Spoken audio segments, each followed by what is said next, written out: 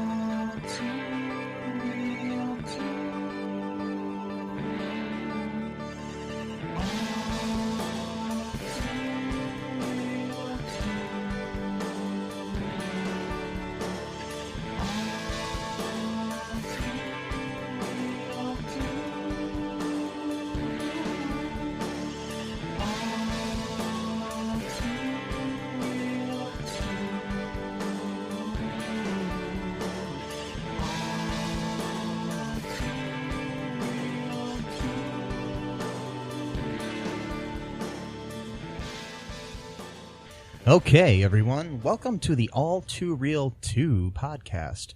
I'm your host, Michael E. Cullen II, and with me always is the other beautiful and wonderful host, Matthew Haas. Thank you. That was beautiful, Matt. You used the word beautiful last time, too. It's very nice compliment. Yes. I like that. Everything is beautiful in its own way. Yeah, that's true. Anyways, so we're still going down this journey of the wonderful and beautiful world of direct-to-video sequels. Yes, I said beautiful again. It's the third time in this cast. It's like a beautiful piece of cake, right? Yes. Sorry, I laughed at my own joke. It's okay, man. It's okay. It's okay. It's okay. It's okay. No, really, it's okay. Okay, so today we're covering quite possibly the greatest sequel ever made. If you've never seen any other sequel before in your life. It's a movie called Bigger, Fatter, Liar, which was released in 2017 as a sequel to the 2002 family comedy Big Fat Liar. Yeah. The original, which starred Frankie Muniz and Amanda Bynes and Donald Faison and other people, Paul Giamatti as the bad guy. Yeah. And in this one, we get some kid. Some kid. I don't know who he is. Some Garcia kid. Here, let's bring this up really quick. Some kid that's probably, going to be famous one day. And He's in like a pop band or something, from what I've heard. Oh. It's his name is Ricky Garcia. Oh, okay. Yeah, and then Jodelle Fergland is his best friend, Becca. In this movie, Ricky plays Kevin Shepard, whereas in the first movie, Frankie Muniz played Jason Shepard. No relation. So is this supposed to be like a Stifler thing, a cousin, or anything like that? Or No, totally different cities, Okay. totally different characters, Okay. just, similar names. Because that would be really weird if the same family went through the same exact situation thing. twice, like getting a great idea stolen from them. Oh, yeah, don't spoil yet. Don't spoil this wonderful original story. Yeah, sorry. We'll save that for later.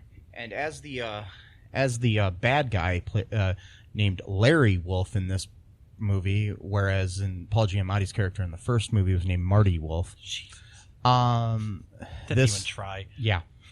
But, I mean, the story is loosely based on The Boy Who Cried Wolf.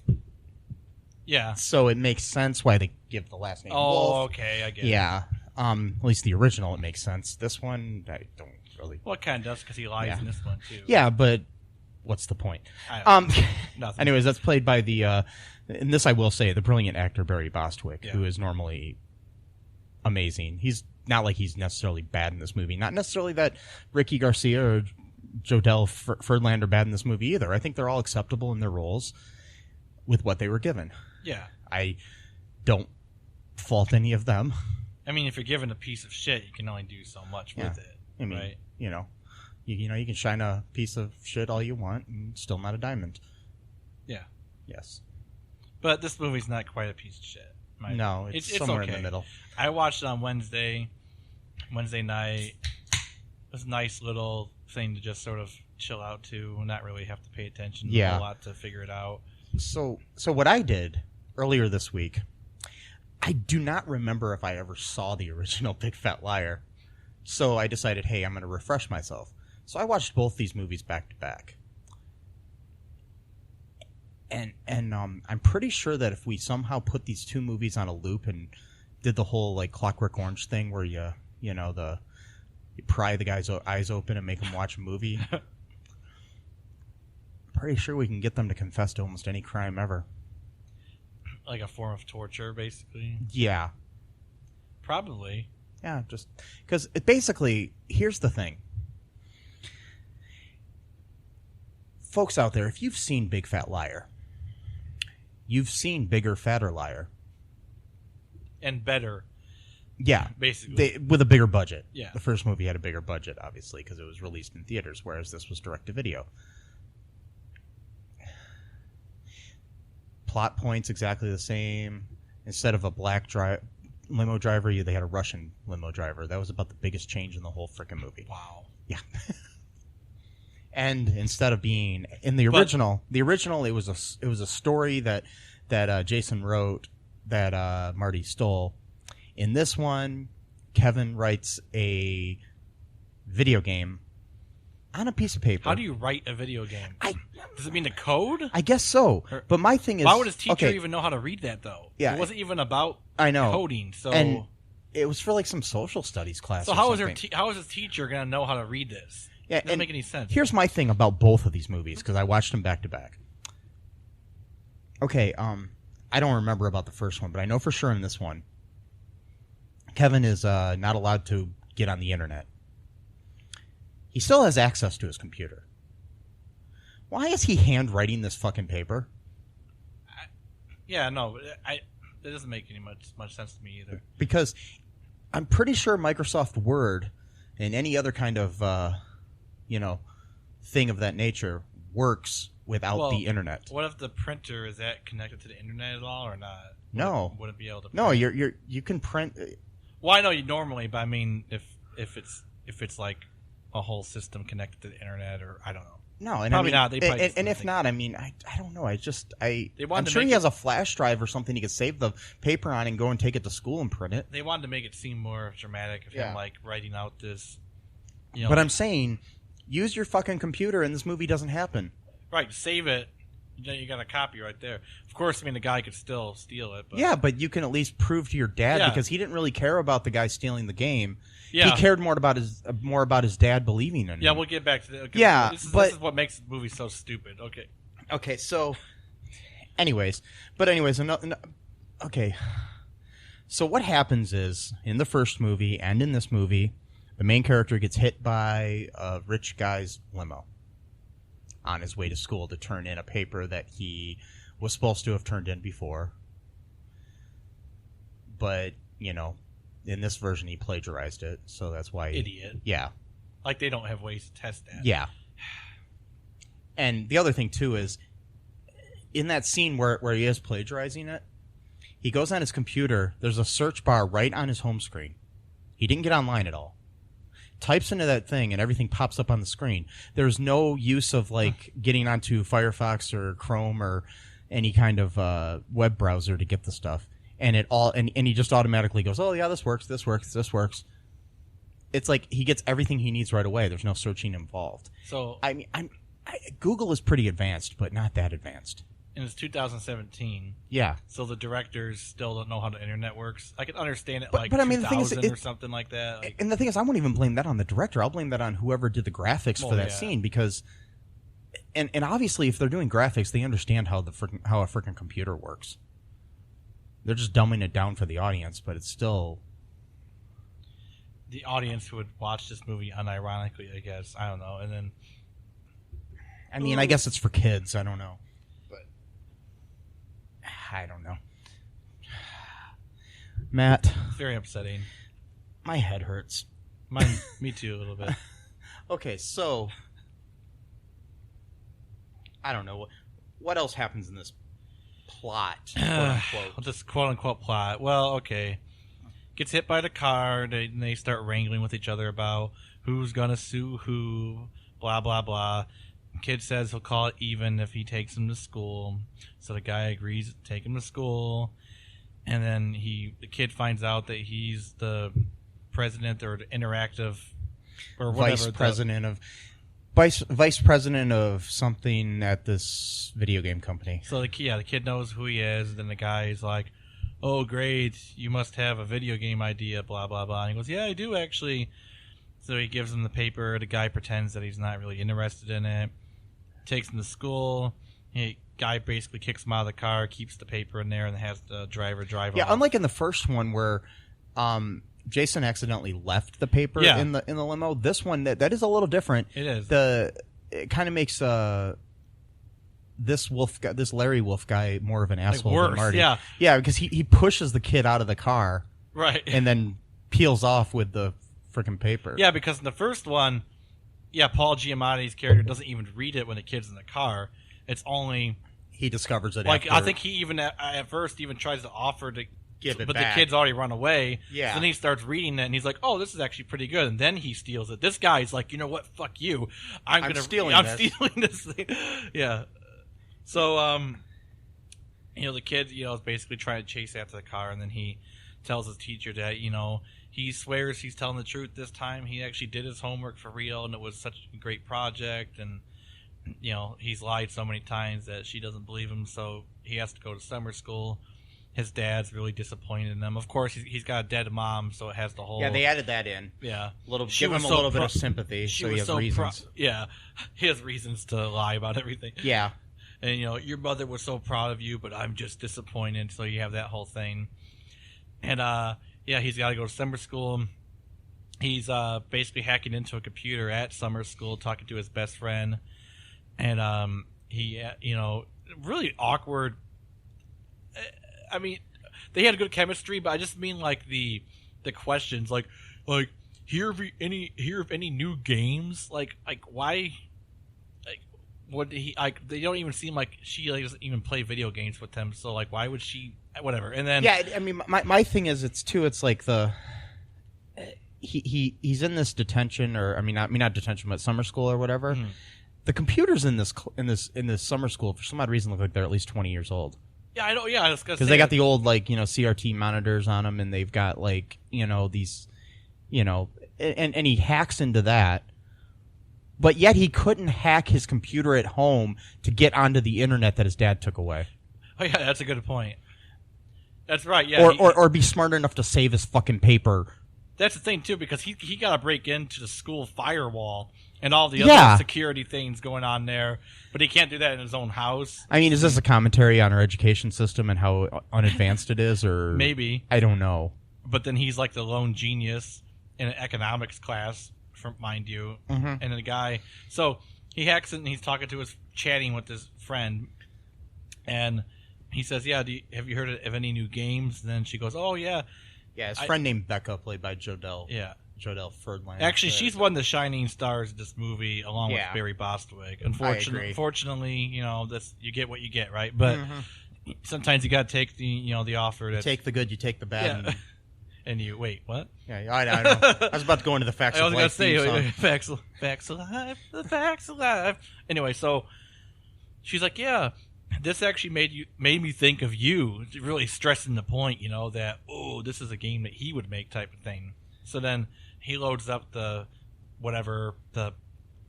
trailer or whatever demo. Like, that's my game. blah blah, and then Yeah. what happens? Oh yeah, then he's trying to convince his dad that this is his game. That his game was stolen. His dad doesn't believe him, of course. And his dad goes on a vacation. Yeah. Or a business trip or something. And leaves his credit card with this fucking kid. Oh, for emergencies. He said Yeah. for emergencies. Yeah. Which I'm not sure what you would need. What would be an emergency?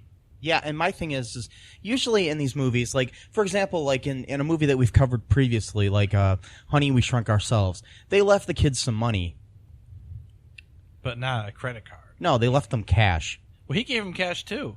And then a credit card. And then a credit card, which I was really surprised about because he just got done saying how much of a disappointment he was to him. Yeah. Then he gives them cash, of course, fine. He's, I'm good pretty dad. sure if my dad was disappointed in me, he's not going to hand me his credit card. Right. Which I never understood the whole for emergencies. Like, what, if you go to the hospital, of course, but you're not going to, if you have insurance, you're not going to need to pay with a credit card to go to the freaking hospital, right? It's going to get billed to you later. So, what kind of emergencies do you really need money for? I mean, I'm guessing maybe if the pipes exploded and he needs to pay for it right away. I mean, that's the only thing I could think of. But it's such. But usually you can. I mean, in a situation like that, you can have money wired. You can do other things. Yeah, you can do all kinds of stuff. We live in 2000 in this movie's world, 17. Yeah, exactly. You don't need his dad knows enough about business probably to be able to figure this out of how to get money to him in the case of an emergency without giving him his credit card after telling him how much of a disappointment he is. Anyway, so again, the continuity of this story is very weird, very contradictory. So his son's sad that his dad said he was disappointed in him, and then his big plan is he's gonna prove to him that he made the game. So then he calls up his best friend, who's doing yoga. I'm assuming she's doing yoga on her own. But no, it's her parents. And her parents, of course, have to be portrayed by the most stereotypical hippies that you would ever find in a movie ever. Like, it's like, we get it, okay? Her parents are hippies. Yeah. Do you really need to drive home the point by them sitting Indian style with a sitar, with sitar music playing from the radio while the dad's holding the sitar? Okay, and then, incense or whatever. And it's like, I hate it when... Well, I was incensed. I was incensed by that scene. I hate it when movies, like, almost try to, like, shove the point in your face about things like that. It's like, okay, like, there's ways of saying that a person's parents are hippies without, like, just be like, joke, get it, joke, like... But we're talking about bigger, fatter liars. So, all right. So she tells her parents, and when they're listening to their sitar music or whatever, that she wants to go to yoga camp because what's his name, Jason, or sorry, what's in this one he's Kevin. Kevin really needs her to be by in this one, he really needs her to be by his side to go to San Francisco. And since, lying to him is second nature, he just assumes that every other person in the world lies to their parents constantly for any reason whatsoever. So, even kids that, respect their parents and want them to, be proud of them and not be disappointed in lying to them. But whatever. And so he's a good moral upstanding citizen here. He basically convinces her to lie to her parents. That she wants to go to yoga camp. Can we just keep pressing the point of how they're hippies? Yoga camp. Ooh. Yep. Because your parents always just want you to be little thems. Yeah, apparently. So they're like all like happy, like, oh my god, yeah, she wants to go to yoga camp. So that's how she gets to go with him without raising suspicions of being gone for a long period of time. And they go to San Francisco. They find the place. Of course, it's not going to be easy. Of course, they go to they find it. They go to the guard, I guess, or whatever. What do you call him? The guy at the front desk.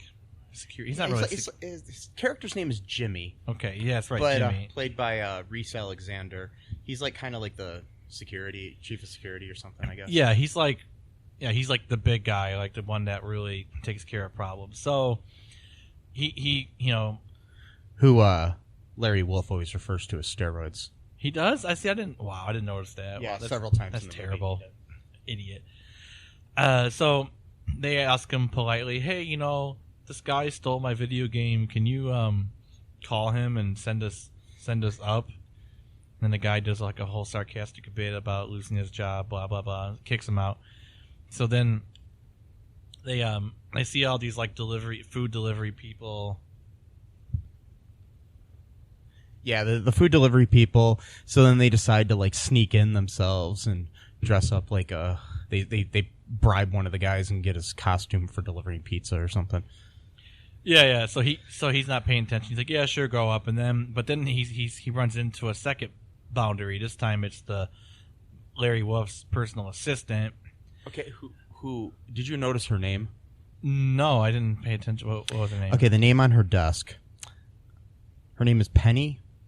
Oh, Pennywise. Wise. Yeah. Okay. Like the clown. Right.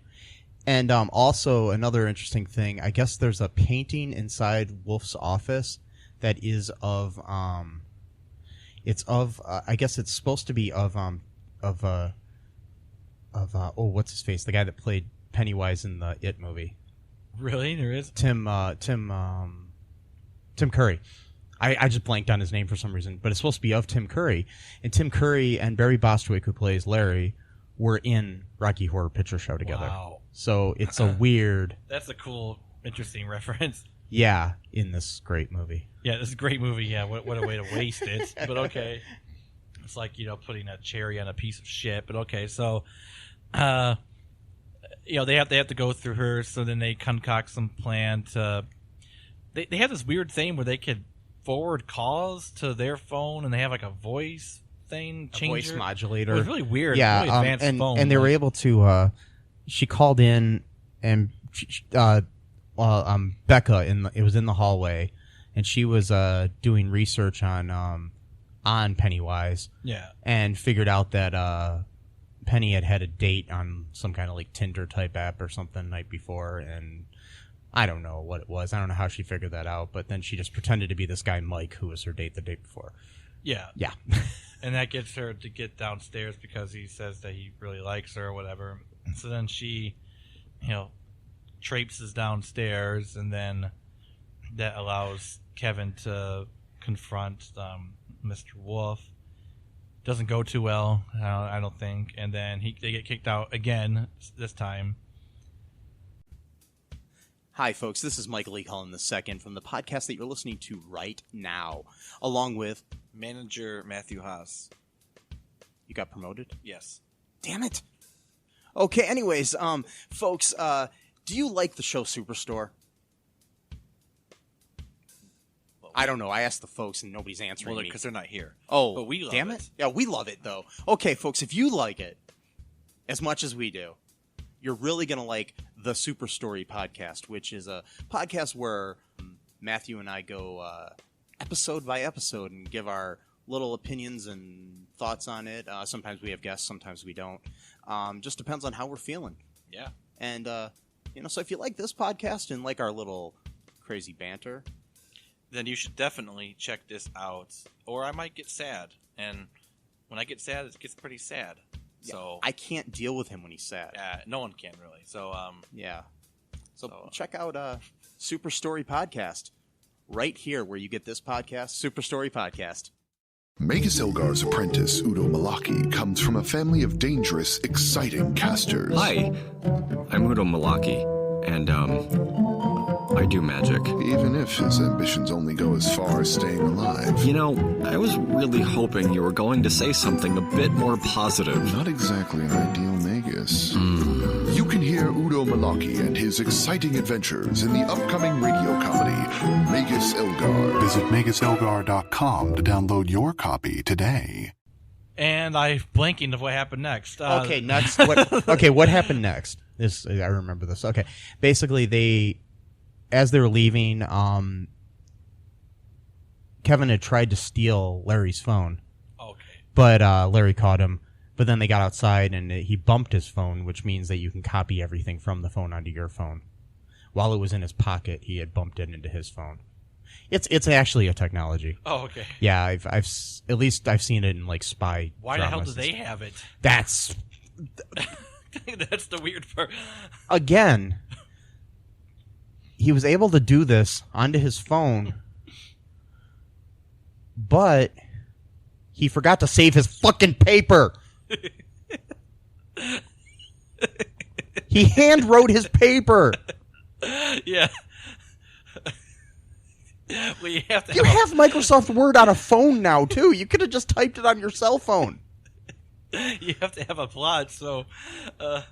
I get that, but why?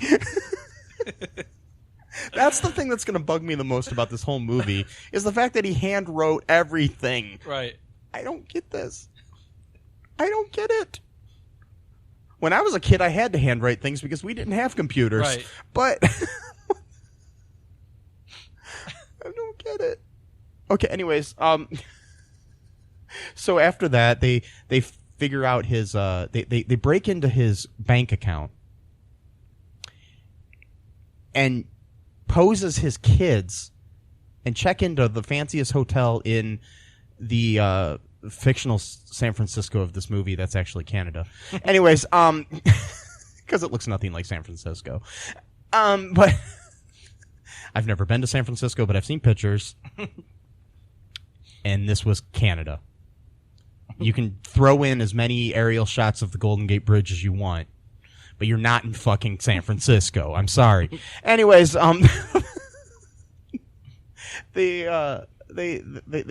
but okay, here's my thing. A, Larry steals a paper that he wants to turn into a video game. B, these kids break into his bank information and buy rooms, and then they buy clothes and a bunch of fancy food and all this other shit with his money. To the point where they bankrupt him later in the movie. Which is worse? I'm not saying, I mean, maybe stealing this game that's supposedly worth millions of dollars is worse, but... Yeah, let's see. They bought a room. Well, they rented a room. They raided the mini bar completely. Yeah. Then there is a point she made about how a cheeseburger costs $50. He's like, "Oh, that's not enough. We need to go somewhere fancier." Yeah, and so then they say, "Oh, we don't have good clothes to wear there." So then they go to they have a nice little trying on clothes montage. Oh yeah, thing, of course, that you have to have in every teen fucking movie ever. And yeah, you know what I love though about this movie, that they didn't go for the whole, "Oh, a boy and girl are best friends. They're eventually going to become a thing." Yeah, they sort of hinted at it, but there was a few times where I'm just like, okay. And my thing is like, if there was a sequel to this sequel, then maybe they would get together. Yeah. But anyway, because they just hugged. I'm like, okay, good. I don't want to see that stupid. Yeah, I mean, they did the same thing in the first one, which was good too. They remained friends, and it was good. I mean, so you're basically just stealing from the first one. Yeah, again. But still, it's good to see that they didn't have the two of them hook up or anything. I mean, who would? Anyways, whatever. He's an idiot. But they steal all of his money. The Russian driver figures them out because he used to work in appliances or something like that. Yeah, and he came up with the idea to put a TV in a refrigerator. Oh yeah, that was his great. that somehow when Larry Wolf was working in that division, he had taken as his own idea. Yeah. So much like he did this video game. You get it? So, yeah. So he betrays everyone to get ahead. So he vows revenge or whatever because he's got comrades now to I only say comrade not because he's Russian, but just whatever. It's okay. He's got accomplices, there we go, to help him seek I don't revenge. think Putin's going to come after us. I don't think so. Okay. No. All right. I mean, Putin's a fascist anyway. Whatever. That's for another time. That doesn't for another podcast. Yeah, right. But we're gonna do talk about neo-fascism in Europe and all too real comrades. Whatever. I try to anyway. So, of course, his like way of revenge is like the most extreme. Like, let's just kill him. They're like, no, we're not gonna kill him. We're just gonna do what we did in the first movie, where we're gonna put something in his shampoo to make his face look all fucked up. Well, what they did is they put some kind of bleach in his something to bleach his skin in, like his skin lotion. Okay, I think it was, and then something to dye his hair red or orange or whatever the fuck it was. Yeah, that's right. In his shampoo. Yeah. That was weird. Instead of like in the first movie where they turned him blue and then dyed his hair orange. Yeah, it was weird. Yeah. And that whole scene too, where he gets home and he's like doing his exercise routine or whatever. Why the fuck would he put all that food into a fucking smoothie? Like, I mean, I get that some people like to drink their eat for some reason. Yeah, I don't understand it. But I accidentally kicked our remote in our studio and turned our TV on. Sorry, folks, we got distracted there. Okay. Anyways. Yeah, I know some people like to drink their eat, but he had all the stuff ready to begin with. He had eggs, and stuff, and it's like, okay, well, I can understand you not having time to eat or whatever, but you already had the stuff prepared already. You could just eat it. Like, there's no reason why you have to put it in the blender for like 15 minutes or whatever. And then, I guess there's some kind of like health reasons that if you drink stuff, it's better for you or something. Well, I've heard that. I've heard the worse. opposite. But I mean, some people. I guess it just depends on who you listen to. I mean, of course, one day red M&Ms are cancerous, and the next day they're great. Oh, really? I don't know. I'm just joking. Oh. I don't know. I'm just saying. And by the way, I love M&Ms. Me too. If they would like to sponsor our show, you can contact me at mike@cullenpark.com. Thank you. Okay. Anyways. Yeah. So they have to go through a stupid exercise routine to show how much of a douchebag he is, and then he goes and drinks his shit smoothie, and then he's like, "Ooh, it tastes pretty good," blah blah blah, or whatever type of thing. But they put like a bunch of pills.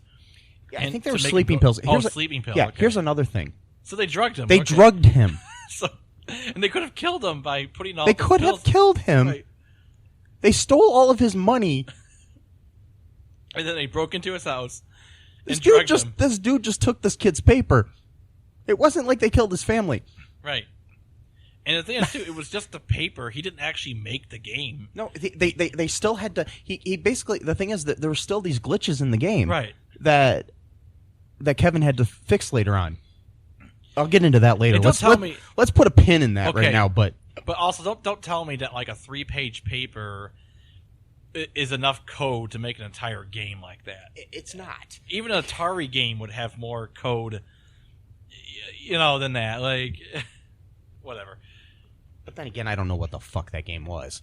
There's no reasoning to it. There was no plot. It was just, we'll get to that later too. But the game itself makes no sense. It just makes sense that a person like Kevin would make it because it literally has no theme, no plot. It's just some kid doing something. Don't know even what he's doing. I don't get it. Just walking around. I don't even know what he does. Whatever. So he, after drugging him and potentially killing him, he wakes up and then finds out that his face is like silver or whatever. Or white. Was it white? Okay. Yeah, to me, it white. looks silver. I don't know. Because they basically made him look like a mime. Okay. And he's got some big, important meeting which is the worst thing in the world. But we're going to talk about that a little bit later. Yes. We do have a special guest coming in later. I'll let you know about that soon. Yeah. It's going to be a good one. Yeah. So his face is all white and stuff, and he's got like a big, important meeting to talk about the game that he is designing. And of course, he looks like shit because his hair is all like red and orange, and like it looks like they shaved part of his head too. Yeah, they like shaved the top of his head and gave him kind of like a Friar Tuck sort of. So like, yeah, he just looks terrible, and he insists on doing the interview anyway, and just shows up looking. No, not interview. Sorry, the meeting, and because he goes to a meeting later on, still looking like that. Yeah, and he has to go to a. Goes to a meeting, but it actually he ends up at a biker bar. Oh yeah, and they throw him out of there for some odd reason because they're offended by mimes. They hate mimes, which again, something that they didn't explain. No, at all. Why? Like what? Why does anybody hate mimes? I mean, I understand there's like a universal hatred for them, which makes no sense to me. Well, I get that, but why would it be so visceral at a bar where people would actually just like stop everything they're doing? Of course, turn off the jukebox. Got to have that stupid trope. Oh yeah, and which I don't understand because you can't really turn off anyways. I know, unless you want, yeah. And then he goes into this stupid speech that's supposed to be inspiring, I guess. I don't know, and about like accepting people for who they are and what they look like, and then they don't buy it. Look like. Yeah, and they don't buy it, and they kick him out of the bar. And they throw him into some trash out front. Yeah, like on a fishing net or something. So that's supposed to make you feel like sympathetic for him, I guess. I don't know. And then whatever, it's stupid. And then so then he does something, who knows? And then he He at one point ends up on a TV show. That's right, interview. Yeah, for a TV interview, they put a bunch of makeup on him. There's a line that I shouldn't have laughed at, but they're putting the makeup on him, and then something like the person putting the makeup on says something like, "Oh, who does your makeup?" or something like, like you look ugly or something. Who does your makeup? And then he says to somebody else like, "Who does yours?" Oh yeah, it's just like stupid asshole. Yeah, yeah, it was an asshole move. So what happened? Oh yeah, what happens there is that they spiked his. No, they made a smoothie for him and then said that it was from the show itself or whatever. Yeah, and they put ghost peppers in it. Oh, that's right. Yeah, they put a bunch of So again, they're poisoning the dude. Again, and he's like, "Oh, I didn't ask for this," but then the woman walks away because he asked some woman who works in the show to give it to him personally, so that he wouldn't get yelled at. Yeah. So then he takes a sip of the. Well, at first you got to keep playing it up too, because every time he's about to take a sip, the interviewer asks him a question, and he's got makeup on covering up the the face that he has, and it just looks terrible. So yeah, he starts sweating profusely after drinking the ghost pepper smoothie, and he starts eating everything inside, drinking everything inside, and they film the whole thing, of course, for some reason. Yeah, because cameras always do that. They don't cut at all. They're like, "Oh, we'll just let him have this moment of just panicking and." We'll put this on TV. And, okay, now, he's on this interview, by the way, advertising this game that still has a glitch in it. Yeah. I've never worked for a phone game app company or Nintendo or Sega or any of these type of companies, or PlayStation or whoever. But I'm pretty sure you don't start advertising something that drastically that still has glitches in it. The game. I mean, sometimes you'll do a teaser on something, but they had like a deadline for when it came out. I mean, I've like made movies and stuff, and we've had deadlines, and we do advertise coming up to it. But it's usually like teaser trailers. But if we had some kind of major setback in the movie, I think we would stop advertising it. I don't know. It just seems really messed up to me. I mean, my head hurts, Matt. Yeah, you okay? I'll be okay. It's just this movie hurt my head. I mean, the game barely started before it started glitching. It was like as soon as it started. It's like you turn it on and it glitches. So let's like advertise a release date from that. Yeah, you can't even play the game at all for not even a second. I don't get it. So stupid. And so again, the game makes no sense too. Again, it hurts my head. So after this whole meltdown where they apparently just decided to film the whole thing, he's really like losing his shit at this point, and then he finally, I guess, admits defeat or something like that and promises to tell the kid's dad. Again, that's all he wants. This kid doesn't want rights to the game. He doesn't want royalties for the game being sold. He just wants his dad to know that he didn't lie. Yeah, that's all he wants. What the fuck? Like, why wouldn't you want royalties, you stupid piece of shit? Like, is your dad that rich that you're like, no thanks, Well, it's kind of the same thing that the kid won in the first movie, too. I'll just let my dad pay for everything, even though I'll be perfectly able to pay for myself. Nah, who cares? I'll just use his emergency credit card for emergencies. Yeah. Because flying to San Francisco is an emergency. Also paying for my friend's airfare as well, so it's 2 plane tickets to and from. Mm-hmm. Emergency. And the emergency is my dad needs to know I didn't make it up about this game. That's the emergency. Yep. Not getting royalties. Well, I will give him credit. He did try calling before he went out there. Oh, that's right. He did try to tell him. He tried calling them, and they kept hanging up on him. Because, of course, they wouldn't hang up on someone just claiming that the guy stole their game. I mean, he's the only one that would ever do that, right? Oh, no, nobody ever does that. No one ever would call and say, hey, I thought of that game first. No. Companies like that don't have lawyers on retainer just for this purpose or anything. No. But in this movie, of course they don't, because you gotta further along the plot. So, what happens next, Mike? I don't even remember now. Okay, we had they do pranks on him.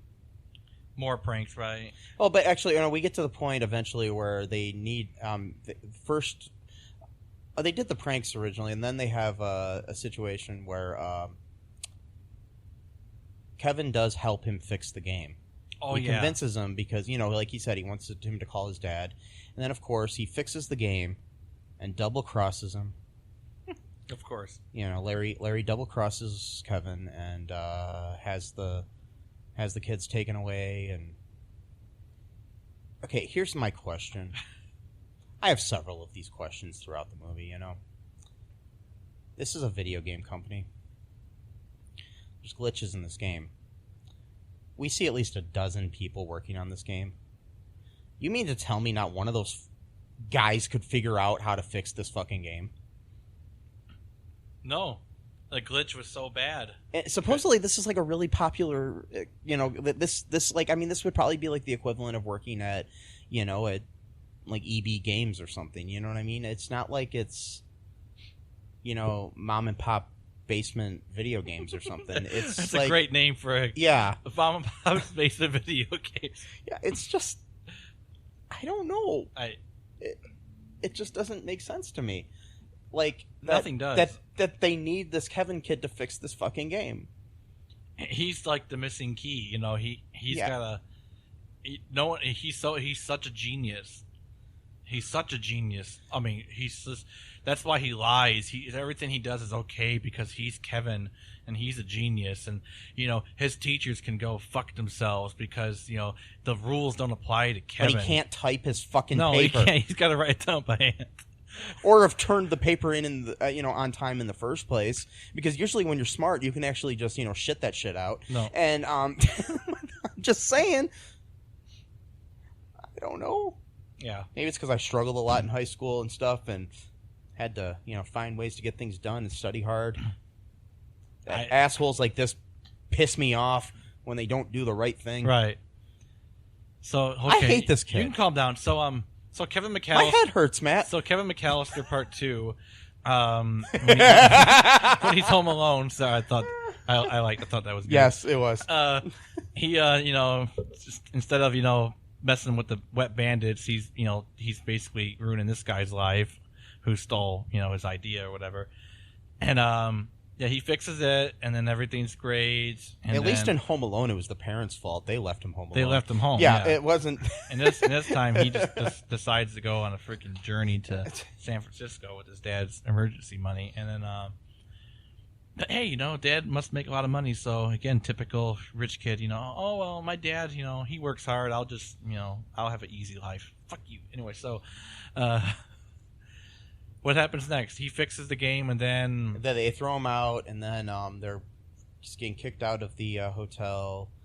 Pennywise comes and saves the day because she's pissed off at fuckface Wolf. Oh, because he fired her, right? No. She just is just sick of the way that he was treating the kids. Oh, okay. Just like in the first movie, where the assistant in that movie. That's right. He did. Yeah, the same thing. I didn't see that coming at all, Matt. And then, did you? No, I did not. And then what happens? They set up a whole thing to get him caught, like they did in the first movie. Okay, where he admitted to it, right, or something. Yeah, the limo driver comes and picks him up, and it's the Russian limo driver. Oh yeah, just like in the first movie, it was Donald Faison's character. And they basically pretend to drive him through all of these like hazardous. Yeah, places. And it turns out the whole time they get him to admit it on video that he did this shit. He's inside. He's inside somehow inside like a studio of some sort. Yeah, how did he not notice that? I don't know. And they have flat screen monitors around each of the windows. So when he looked outside, he thought he was in the middle of the desert. Or something. No, a train. Or train. No, train was. Oh yeah, no, he thought a train was coming. It was a desert in the first movie. But how did he not know that they even got into the place to begin with? Was the whole thing? Well, the windows were tinted and he didn't see out. Oh, okay. I don't know. But he could see out all of a sudden? That seems weird. They rolled down the window, I think. Oh, okay. Yeah, I don't know. Whatever. It was stupid. And then. But anyways, Barry Bostwick's character, Larry Wolf, admits to the thing on the video. They have a chase scene. They end up on the stage. They're showing videos of him doing stupid stuff like exercising and shit. Oh yeah, why was that funny? Watching a man exercise. Like, how was that humorous? I don't understand. what's wrong with exercising or what's funny about it. Matt, my head hurts. I don't get it. Like I can understand like a guy dancing in his underwear or something. He's just on his exercise bike. He was in underwear. Okay, in the but, one, but how is that funny? Him on an exercise bike. Like how is I don't know. Maybe it's funny. I don't get it. Chubby old dude exercising. I don't know. I don't get it. It's I don't stupid. either. It makes no sense. Like, if anything, they should be applauding him. Oh, there's an older gentleman who still cares about his body, and he's drinking this terrible tasting smoothie with eggs and broccoli and other kinds of weird shit, and he's got like dumbbells that he's lifting, and he's got his own private gym in his own house. Yeah, it seems like a nice thing that you would be applauding someone for. But you know, he doesn't have kids. He has no kids, so that's funny, I guess, too. How's that funny? I don't know. Whatever. My head hurts now, too, Mike. God damn it. Yeah, and then, so basically, what happens is they have this big conference where they're debuting the game. It's all fixed. He admitted to, on video. This time, Kevin backed up and emailed the fucking thing to himself. Oh, well, that's good. The video. He finally figured out to save his work. Idiot. Again, why didn't he type his paper, Matt? I don't know. It had to look cool. It had to look like he's an artist, because they even had like candles, I think, at one point, or like to make it really cool. Like, oh man, he's really getting into this project, type of thing. I don't get it. And I still don't think he'd be able to do that all in one night. I'm gonna cry, Matt. I know. Anyways, so then he bows and they all applaud him because they know. And everybody in the audience of the thing looks like Steve Jobs just rose from the grave and appeared on stage. Stupid Kevin McAllister piece of shit. Yeah. And then, hey folks, this is Michael E. Cullen II from the podcast that you're listening to right now, along with Matthew Haas. We just wanted to tell you about our great podcast called Super. It's called All Too Real. And on that show, what do we do, Matt? We watch biopics, and then we talk about whether or not the movie matched up with the real story or not. So it was a lot more exciting than that, though. Yeah, so we analyze the real story and the real story. Get it? Get it? Real. Yeah, they're spelled differently, folks. You can guess which one I said which way. Uh-huh. Anyways, so sometimes we have a guest, sometimes we don't. But we talk about great movies like Shattered Glass and The Social Network and Futile and Stupid Gesture, among others. Those are some of the ones that we've covered so far, and we're going to cover a lot more. So please subscribe on Stitcher, Apple Podcasts, Google Podcasts, wherever you find your great, fun podcasts. And be sure to share it with your friends. Do it. And make sure you're not afraid to get all too real. Bye-bye. And then we go to back to the home afterwards. The dad came up. The dad appeared too. I forgot about that. yeah. Somehow he appeared there. Oh, that's right. Someone called him. Yeah. Who was it? Was it? I don't know. Was it Pennywise or Becca? Someone called somebody. him. Somebody called him, and his dad just left his business conference to fly to San Francisco. Who knows? He may have been even further out in San Francisco than he was originally. Like, what if they lived in Chicago and maybe his business trip was in San Francisco? Who knows? Then why would he go? I don't know. Then he's gonna get caught by his own dad. What a fucking idiot! So, I don't know. Anyway, so he this is ridiculous. But then they get back home and Kevin's dad is like, says, "Oh, we're gonna talk about you using my credit card, blah blah blah," or something, and then he says, "Here, just take it out of this," and he gives him a check, and it's for like $350,000. Yeah, it was over. It was in the multiple hundreds of thousands. Yeah, and that was one. And he goes, "Oh, this was my first royalty check." Yeah, his first. It's like great. So now Kevin, he's a compulsive liar. And again, what does this video game do? The video game makes. I mean, it's like a phone app thing, and I mean, I know we've had stupid things like Candy Crush and Flappy Bird. But those make sense though. Yeah, there's at least a concept. I didn't know what the fuck this thing was doing. It was like some kind of weird little, I don't know, Kirby wannabe thing walking around doing something, and I don't know what the fuck. We can was look going it on. up. I don't even remember anything at all happening in the And they game. were throwing things at things and stuff, and that's all I saw. And I don't know what the hell it had to do with being a liar. And why was it called Bigger, Fatter Liar? But they kept referring to it as Big Fat Liar in the movie. Oh, they did? Yeah, it would say wow. Bigger, Fatter Liar on the screen, but then they'd refer to it as Big Fat Liar. So they're like trying to like piggyback on the first movie by like either that or subliminally. they probably thought they were going to call it Big Fat Liar 2, but then somebody thought it'd be clever to call it Bigger, Fatter Liar. Okay, but okay, in post. I mean, that's wonderful, I guess, but I don't know, Matt. Can we take a break for a minute? This is one of the worst. This is one of the worst ones we've watched. I think. Yeah, I'm gonna take a break. Yeah, I got to go get our guest. He's gonna come in here. We've got an expert. I just want to make up one more thing that happened in the movie. Oh yeah, Larry Wolf ends up getting fired, obviously, and then he becomes a street mime. A terrible street mime. Really bad one. But we'll be right back in a second here, folks, with a special guest. Stay tuned. Okay, we're back. We just had our very special guest step in here, he's sitting at microphone 3 right now. His name is Marc Marceau. You may have heard of Marcel Marceau, the famous mime. This is Marc Marceau, his third cousin twice removed, who is a very famous American mime. And we're about to ask him some questions about Barry Bostwick, Larry Wolf's portrayal of a mime at the end of the movie. Okay, Mark. What did you think of Barry Bostwick's portrayal of being a street mime in this movie? Was it accurate?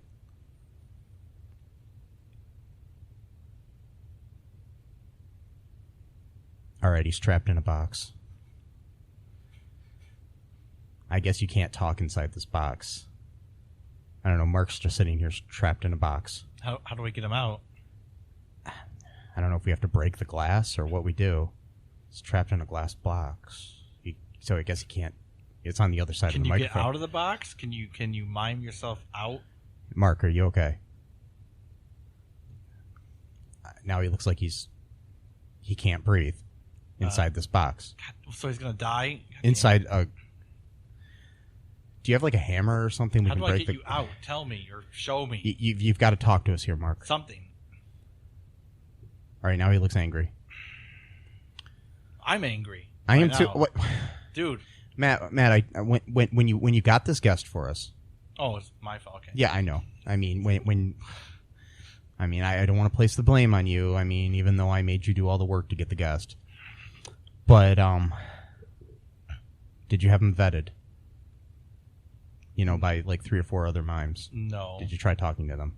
No, I didn't find 3 or 4 other mimes. Okay, yeah, that makes sense. There's not. I just found him at a Burger King. I'm not even sure if he's a mime or not. He wasn't talking. He was just wearing the white makeup. He was just very quiet, so I just assumed he was a mime. And he had white makeup on. Yeah. Okay. Now he's pretending to pull a rope. By the way, Burger King, if you'd like to... Yeah, Burger King, if you would like to sponsor us, even if you have mimes in your lobby, we're fine with that. You can contact me at mike@cullenpark.com. Anyways, okay, so now he's pulling a rope. Okay. All right. Can you? I think he wants you to pull the other end, Matt. Can I help you? Okay. Yeah, all I think he wants you to. Okay. All right, there we go. Okay. I'm pulling. All right, now he fell on his ass. God damn it! What the? Fucking Mark. Okay, Mark, you look really mad. I'm sorry, I didn't mean to yell at you, Mark. All right, now I don't know how to help you. I don't know what I'm supposed to do. All right.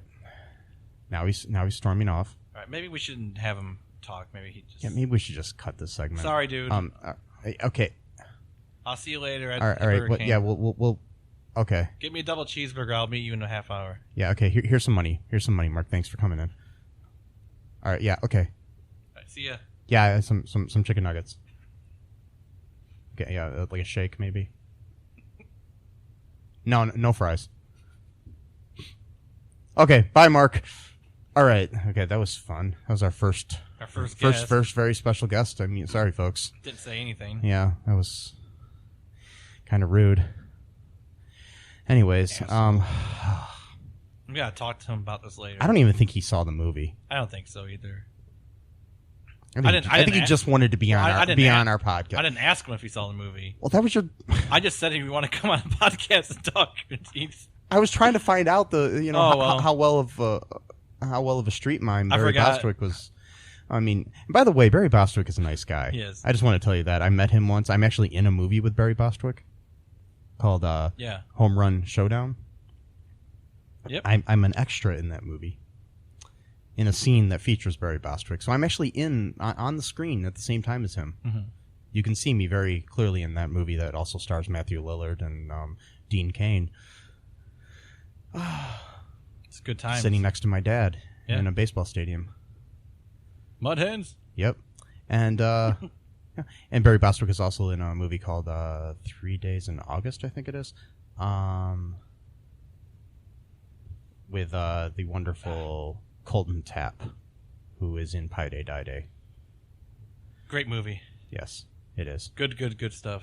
Anyways, so, Matt, would you recommend this movie to anybody? No. Why or why not? I just say watch the first one if you want to watch it. It's better. It's got better actors for the most part. Sans Barry Bostwick. Oh, I think the kids are good, too. Becca was good. Or the actress who played Becca was good. The girl that played Pennywise was good, too. It was okay. Whatever. I mean, you gotta work with what you're given, I guess. Oh, yeah. Your lines and everything and how the director wants you to act, I guess. Yeah, by the way, this was, in case you're wondering, directed by Ron Oliver. Not John Oliver, but Ron Oliver, who is an Emmy-nominated director and writer-producer.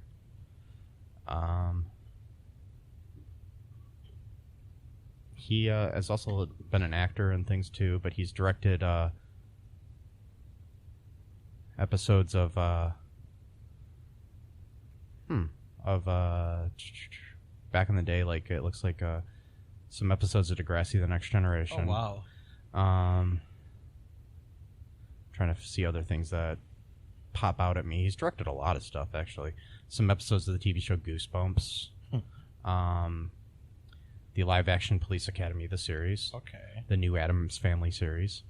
Are You Afraid of the Dark? He's directed 17 episodes. Oh, yeah, 17 episodes of Are You Afraid of the Dark? So yeah, he's got a decent. It's got a nice. I mean, I guess I changed my mind. It's fine if you want to watch it. I mean, with a friend or. if you liked the first one, or if you're just going through Netflix and you want to find something stupid to watch. Yeah, that's not scary. To entertain your kids. Or something. Yeah, it's worth watching, but it has a lot of flaws. It really. Yeah, it did hurt my head. I got a headache right now. Yeah. Do you have a headache? Yeah, I do. So we both have headaches. And okay. And like I said, why the fuck didn't he type the paper out? We wouldn't have had a movie if it wasn't for that. Yeah, that's what it was. That's probably why. And I found a website that I really am starting to enjoy called it's the Awful Movies Wiki. And if you want to check them out, they list 19 reasons why this movie sucks. So I'm not going to name all of them, but I'll go through a couple of them here.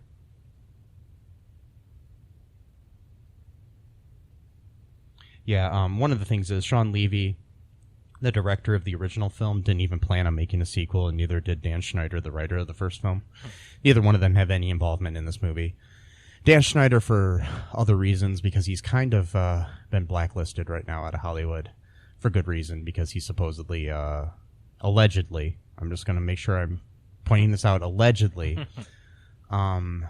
sexually harassed and possibly raped a bunch of underage girls in Nickelodeon, including Amanda Bynes. Okay, so, but he's known for a lot of things, like he wrote the movie Good Burger. He was one of the writers on all that. He created Kenan and Kel. He created Drake and Josh. He created The Amanda Show. He, and probably almost all the live action shows that Nickelodeon's had in the last 20 or so years were all him. So, yeah. And he was also an actor back in the day. He played Dennis Blunden on Head of the Class with he was the fat kid on that show. That was a great show, though. I loved that show. Used to watch it all the time. Head of the Class. It was with Howard Hessman from WKRP as the teacher who taught the gifted kids. He was like the cool teacher, the rebel teacher, the former hippie teacher. Who, he shows up late, that kind of thing. He just wakes up, gets out of bed. And then he was in the show until he decided to quit, and then they replaced him with Billy Connolly as the new teacher, who then got a spin-off of that show. But anyways, I digress. So, but anyways, we're going to go off and comb the world for maybe another great direct-to-video sequel or something else wonderful to talk about next episode. But be sure to tune into the next one. We're not sure. My head hurts. Mine too. Bye. Bye. Thanks for listening to All Too Real 2 podcast, a Cullen Park production. Produced and edited by Michael E. Cullen II. Music by Matthew Hawes. Subscribe and share the show. Visit us at cullenpark.com.